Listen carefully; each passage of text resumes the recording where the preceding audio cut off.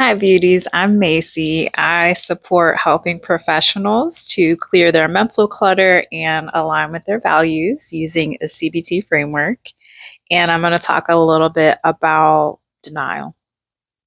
Denial is a defense mechanism, and it is basically when we are disconnected from the reality of a circumstance. And so denial is a defense mechanism, and it is also an aspect or phase of grief.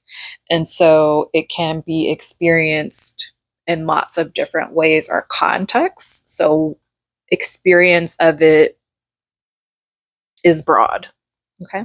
So I'm talking about it broadly, and I would encourage you not to come to specific conclusions about yourself, but to just be open to information. And so, denial, right? When we're in denial, there is a disconnect from your reality. And sometimes people are aware that they're operating from that space, and sometimes they are not. And so, as humans, you can very well take your turn. I'm sure I know that I have experienced it before.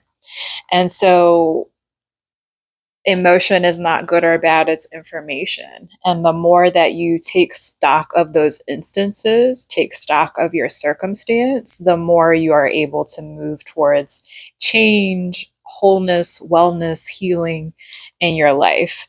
And so I just want to offer that to everyone because we live in a world where truth is treated like vermin, like it's a dirty thing that can't be touched or talked about. And if the truth doesn't feel convenient to you, or if the truth is convicting to you, then the person wielding it has somehow done something wrong or is an affront to your livelihood. And so that is very dangerous. Right. It's dangerous to deceive yourself. It's dangerous to operate in deception for other people, not only just for the moral implications of that and your stake in eternity. My cat's having time. Um, but when you are not honest with yourself, you can't take steps and move forward. If you have worked with me before, you know I like to not operate, but I like to give examples that are based in nonsensicals or kind of extremes for not necessarily effect, but so that we can gather the point.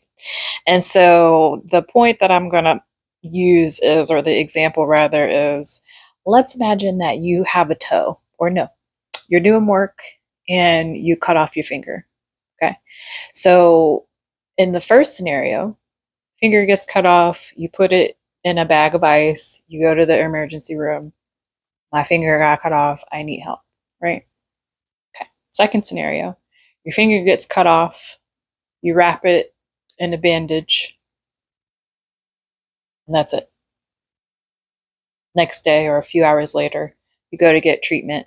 You don't have your finger on ice. You tell them that you stubbed your toe, right? What's the difference in care that each scenario receives, right? In the first scenario where you recognize immediately what's happened, take provisions to preserve what is now and move towards help, right? In the second scenario, there is some care taken to the issue, but there's not intentionality to really move in urgency, to really move and flow towards help or healing. And so the outcomes, and even when you get to the space where you can be helped, you're diverting attention away from the site of the wound to something that is irrelevant in that context. So how can you be helped? So a lot of us are walking around with missing fingers, but we're talking about our toe.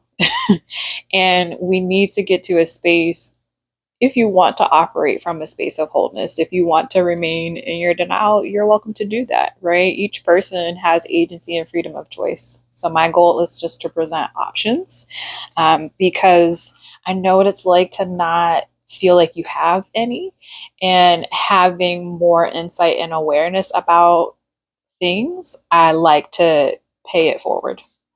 And so, if you want to get to a space where you're able to release more from the things that have harmed you, from the things that hurt you or hold you back, that honesty with yourself and in the spaces where you are receiving supportive help, right? Like not toxicity, where you're receiving support that is healing and helpful to you.